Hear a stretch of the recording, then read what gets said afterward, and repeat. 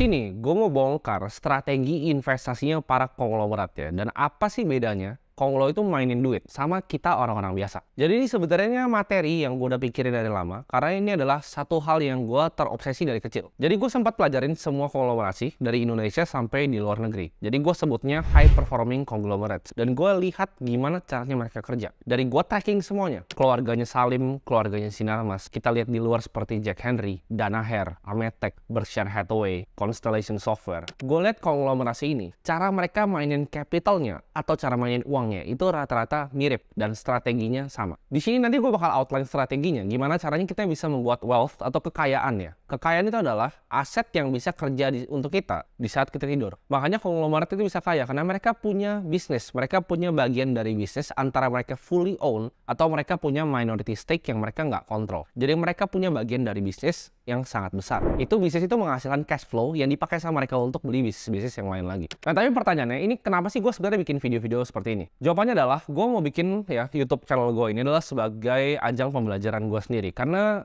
biasa kita tahu kalau misalnya kita ngajarin orang, misalnya di sekolah ngajarin teman kalian tentang materi, kalian akan jadi lebih pintar. Jadi gue pengen YouTube channel gue yang kalian lihat ini itu adalah sebagai diary gue personal. Dimana gue lihat, oh Timothy itu waktu umur 22 tahun waktu itu, sekarang ya, mikirnya tuh masih segini. Nanti gue pengen lihat 2 tahun lagi, oh gue bakal ngeliat, oh dia waktu itu masih belum berkembang nih gitu. Jadi gue mau ngukur sebenarnya knowledge gue pribadi di dunia capital market, di dunia keuangan, dan di dunia bisnis. Jadi sejauh mana gue akan taruh semuanya di sini. Dan kalian lihat video ini gue nggak punya kewajiban ya untuk ngajarin kalian apapun. Di sini gue cuma pengen sharing karena gue punya keresahan yang sangat mendalam terhadap sistem edukasi sekolah. Gue rasa hal-hal kayak ini tuh nggak pernah diajarin di sekolah karena gurunya juga nggak ngerti, dosen-dosennya juga nggak ngerti. Kita diajarin pelajaran-pelajaran yang nggak ada gunanya. Jadi itu kenapa kalau gue punya satu misi di dunia, gue pengen rusakin edukasi sistem di Indonesia. Jadi di sini ya, gue tuh kan gue bilang tadi dari kecil gue terobsesi untuk melihat namanya capital structure. Jadi cara uang bekerja itu gimana? Ini gue akan sharing karena dari pertama yang menginspirasi gue pertama kali terjun ke dunia capital market itu adalah tokoh namanya Warren Buffett.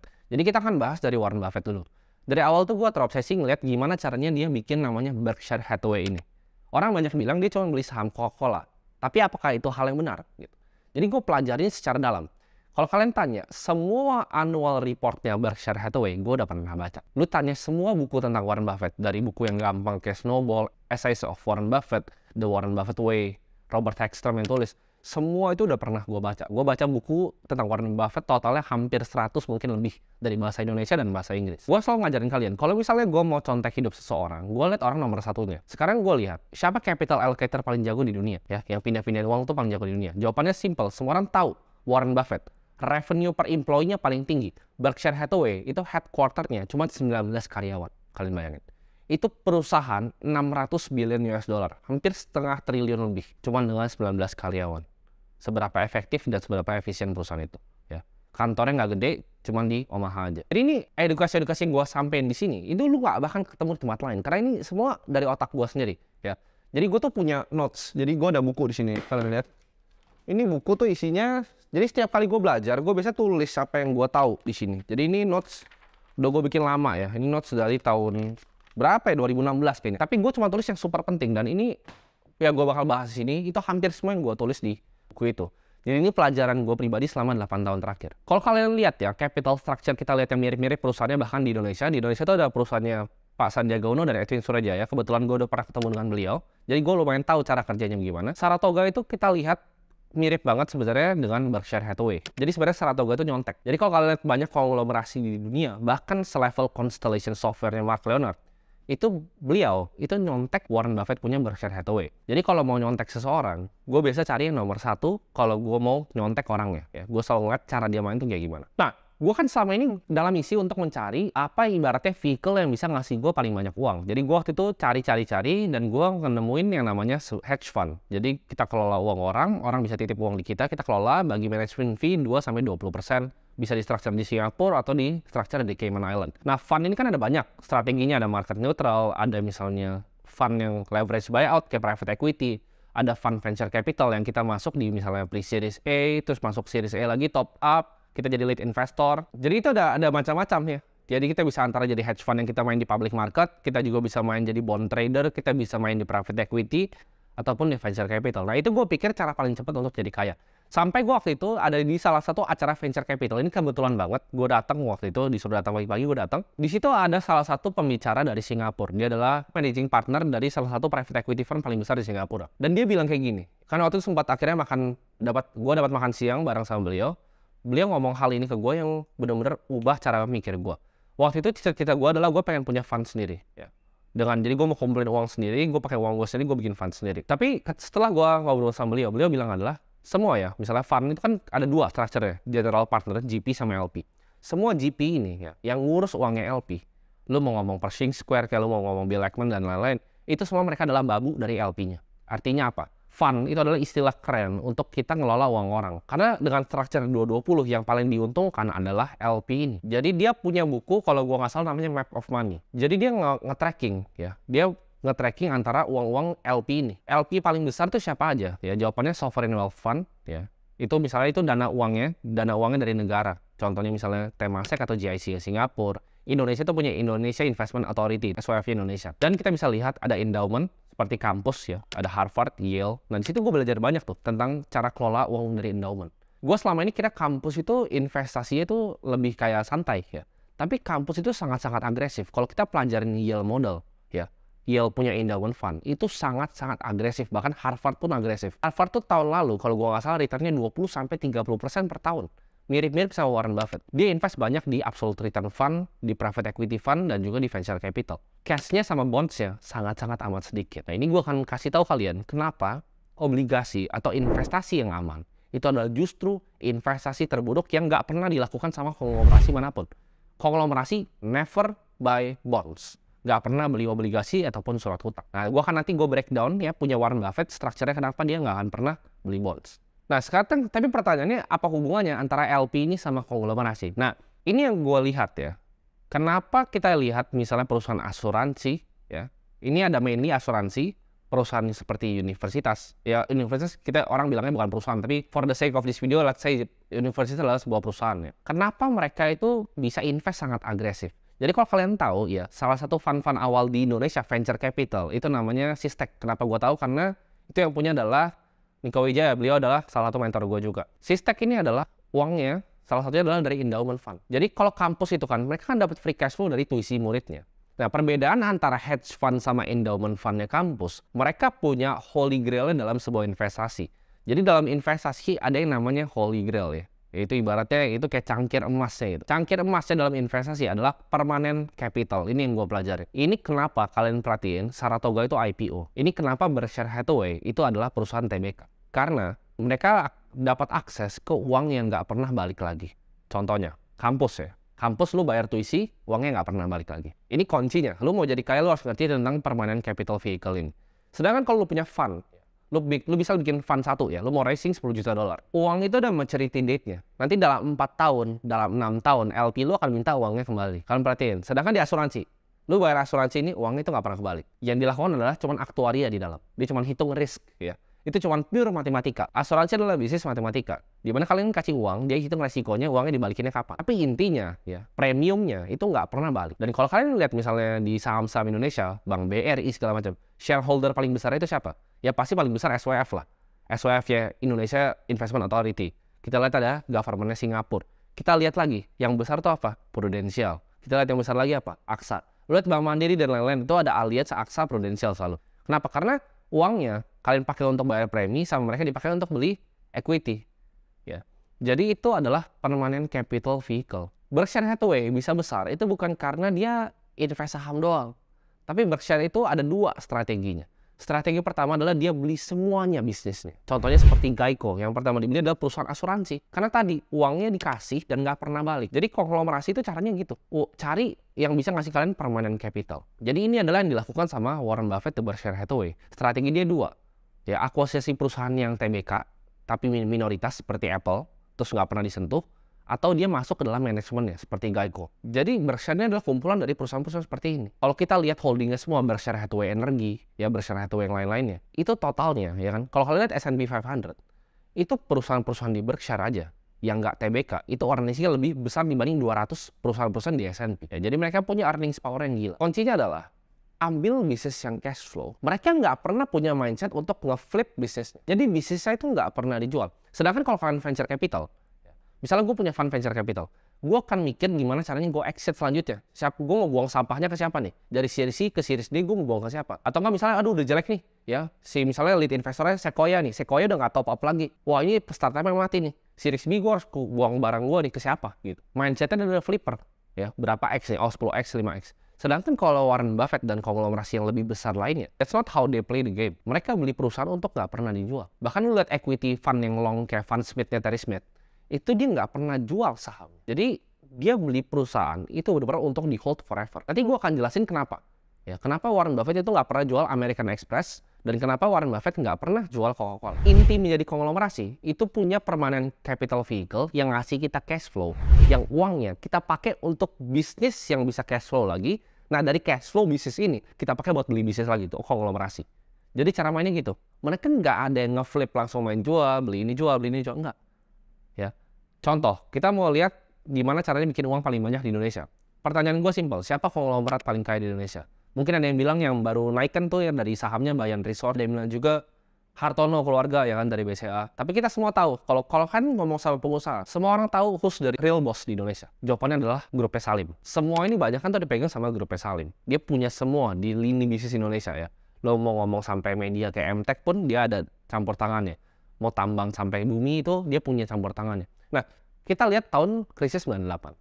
Salim tuh punya dua perusahaan paling besar, yaitu Bank BCA yang akhirnya dilepas ke Hartono dan Indofood. Ini kan sebenarnya pilihan tuh. Ya, kalau kalian benar-benar tracking secara dalam, ini pilihan. Antara dia mau buang yang mana waktu itu. Karena dia cuma bisa selamatin satu. Yang diselamatin yang mana? Apakah BCA? Yang diselamatin itu Indofood. Kenapa? Kalian perhatiin, orang kaya di Indonesia banyak kan cuma dari dua, media sama retail. Jadi kenapa dia selamatin Indofood? Karena Indofood waktu itu lebih cash cow. Jadi apakah tapi kekayaan Salim itu holdingnya adalah di Indomie?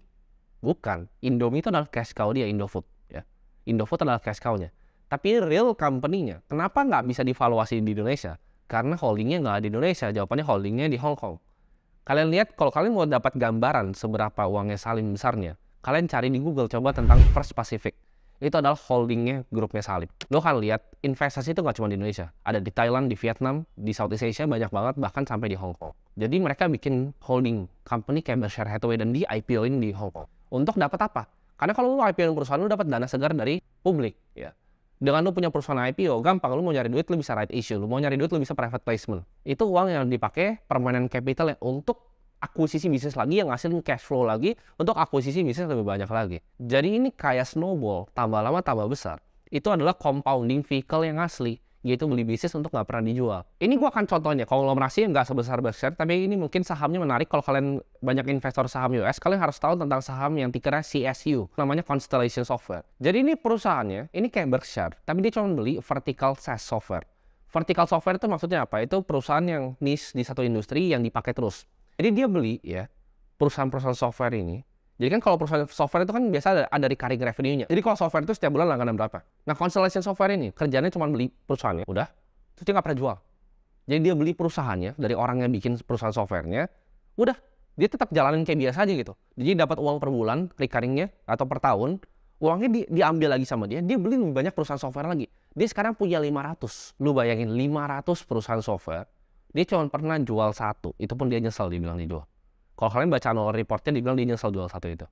Jadi perusahaan software ngasilin uang, dia pakai untuk beli lagi. Nah, kalian bisa aplikasi ini di industri yang berbagai macam.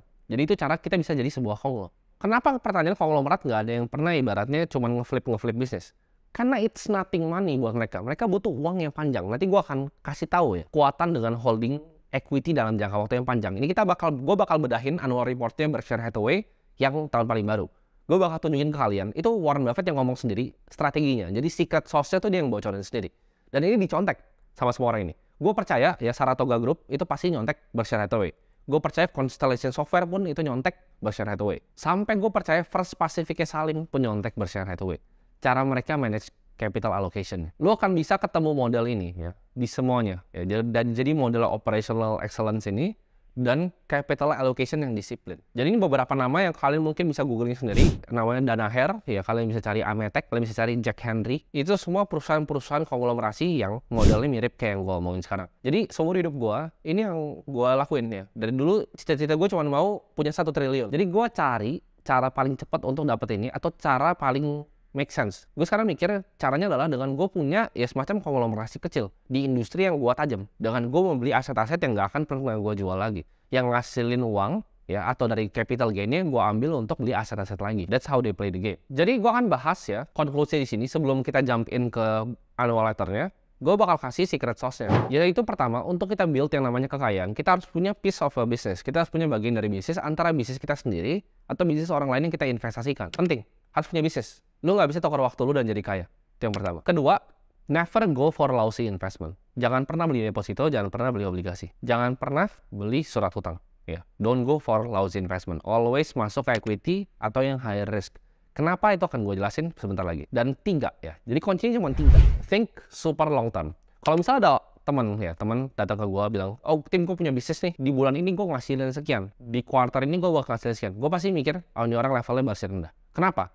Karena orang yang punya mindset panjang, itu biasanya jauh lebih kaya. Kalau misalnya kita ngomong sama orang yang, oke, mindsetnya 20 tahun ke depan. Oke, mindsetnya 25 tahun ke depan. Gue itu dalam perjalanan gue, ya bikin konglomerasi yang gue pengen, itu gue kasih target tuh 50 tahun ke depan. Gue nggak tahu masih 20 tahun nggak, tapi target gue 50 tahun ke depan. Itu jauh banget. Itu nggak 10 tahun, itu nggak 5 tahun, itu nggak 3 tahun. Jadi kalau gue beli aset, itu target gue panjang sampai 50 tahun ke depan. Itu cara gue lihat, cara framework gue berpikir. Jadi gue nggak berpikir cuma buat 1-2 tahun ke depan.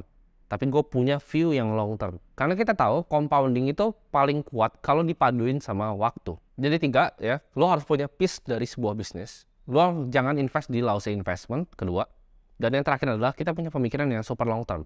Itu yang bedain kalian sama konglomerat. Nah sekarang ini gue akan kasih tunjuk kalian di sini. Jadi ini tulisan dari Warren Buffett ya, The Secret Sauce. Berkshire itu tahun 1994 itu menyelesaikan share purchase 400 juta lembar Coca-Cola.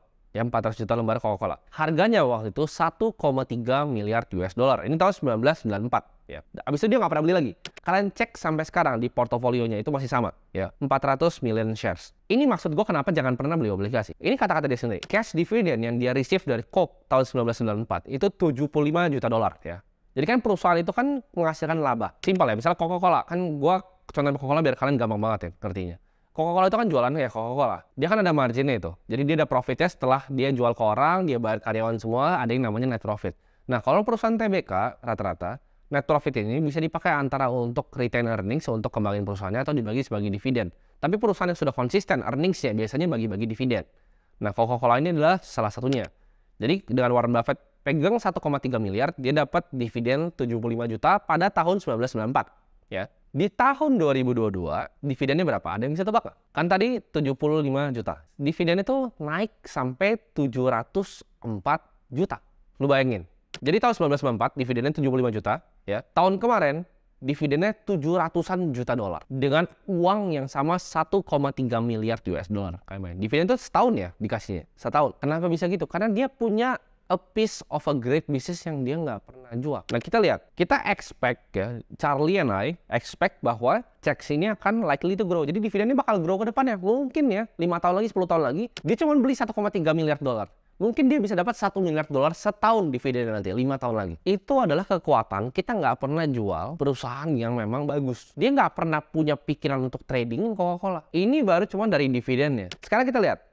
Cerita kedua, American Express. Ya kan tadi gue bilang Coca-Cola sama American Express. Gue akan bahas dua-duanya. American Express ini sama. Ya. Purchase-nya selesai di 1995. Beda setahun. Sama. Harganya, kenapa gue kasih ini? Karena ini juga sama. Ya. Dia beli Coca-Cola 1,3 miliar. Dia beli American Express 1,3 miliar dolar. 1,3 biliar. Annual investment-nya, ya, dividennya, dari 41 juta, sekarang 302 juta. Lebih kecil dari Coca-Cola. Kalian bisa bayangin. Dari 41 juta, sekarang 302 juta per tahunnya. Nah, orang bilang kan, tapi ini kan dividen doang, apa spektakulernya? Karena kan taruh uangnya juga gede. Betul. Tapi yang kalian belum lihat juga capital gain-nya. Ya. Coca-Cola 1,3 miliar. Itu jadi berapa? Kita lihat sekarang. Kita buka portofolionya. Dia kan invest 1,3 miliar di tahun 1994. Coca-Cola ya, per 13F filing terakhir, itu sekarang value-nya di 25 miliar dolar. Nah, kalian bayangin. Tadi cuma masukin uang 1,3 miliar dolar. Dia dapat awal-awal dividennya cuma 70-an juta dolar. Sekarang dividennya setahun aja udah mau hampir total investasi dia waktu itu. Terus harganya itu naik ke 25 miliar dolar. Lu tanyakan Warren Buffett secret sauce apa ini? Jawabannya ini. Kenapa gue bilang jangan pernah beli obligasi? Anggaplah Warren Buffett tahun itu 1995-1994 itu dia nggak beli. Ini bahkan dia tulis sendiri. Ini dia kasih contoh. Gue juga pas waktu pertama kali gue baca ini gue nggak. Oh ini cara mainnya gitu. Begitu waktu itu kalian anggap kita beli obligasi dengan uangnya sama 1,3 miliar. 1,3 miliar dolar itu kalau misal obligasi di US itu bisa dapat 80 juta dolar per tahunnya. Jadi setiap tahun konsisten tuh 80 juta, 80 juta, 80 juta, 80 juta. Kalau tadi dari 75 dia naik lagi ke 80, 90 sampai sekarang akhirnya di 700. Dividennya doang belum naik ke 25 miliar harga sahamnya ya. Sekarang lu lihat, kalau lu taruh tadi 1,3 miliar ya di obligasi, lu dapat 80, 80, 80, 80, 80, 80 sampai sekarang dapat 80. Tapi di tahun sekarang nilai uangnya berapa? 1,3 miliar. Nangkap nggak? Kalau tadi lu invest di Coca-Cola, itu nilainya jadi 25 miliar. Dividennya jadi 700 juta dolar. Kalau tadi obligasi cuma dapat 80, 80, 80, 80, dan di ujung waktunya itu cuma 1,3 miliar. That's why you never fucking buy bonds. Ya. Obligasi adalah instrumen untuk orang bodoh. Ini gua akan sebut sini. Mau marah mau menteri keuangan marah, gua akan bilang obligasi itu adalah instrumen untuk orang bodoh. Karena untuk mau jadi kaya, you have to buy a piece of a business yang generate cash flow. That's how Konglo make their money. Lu mau lihat semuanya ya. Ini gue cuma contohin pakai American Express dan Coca-Cola. Tapi kira-kira kayak gini. Ini rahasianya Warren Buffett kenapa dia super kaya. Jadi ini yang gue pelajari selama ini dan ini perbedaannya. Nah ini gue akan bahas konklusinya. Satu adalah kita kalau mau allocate capital, kita harus pikir secara matang. Yang kedua, jangan go for fucking lousy investment. Jangan go for lousy investment. Ya. Tiga, kita think long term. Jangka panjang banget pikirnya. Empat, gue tambahin satu lagi sebelum penutup, adalah kita jadi orang yang lebih risk averse. Perbedaan orang super kaya dan orang miskin. Kalau gue ngobrol sama konglomerat di Indonesia, mereka pasti mikirnya bukan cara ngelipat gandain uangnya. Cuman gimana caranya mereka preserve capital dulu. Dengan pelan-pelan. Tapi over long period of time. Kecuali kalau uang lu masih dikit banget. Kalau uang lu dikit banget ya boleh agresif. Tapi kalau uang lu udah sedikit lebih banyak, ada bagusnya kita sedikit ngerem untuk kita preserve capital kita. Jadi kalau kalian tanya perbedaannya apa, ya itu semua. Itu caranya perbedaan uang ya. Karena uangnya seperti game. Mereka ngerti game ini lebih tinggi dibanding kita ilmunya. Jadi kalau mau jadi kaya, contek cara orang-orang kaya bekerja. Dan semoga ya, ini yang gue outline gimana cara jadi konglo bisa bantu kalian jadi konglo di kemudian hari. Karena itu harapan gue dalam bikin video ini. Karena gue pengen rubah sistem edukasi supaya semua orang bisa dapat edukasi atau at least knowledge yang gue punya bisa gue sharingkan ke semua. Karena apa artinya punya uang kalau misalnya ilmu kita nggak dibagiin ke orang-orang.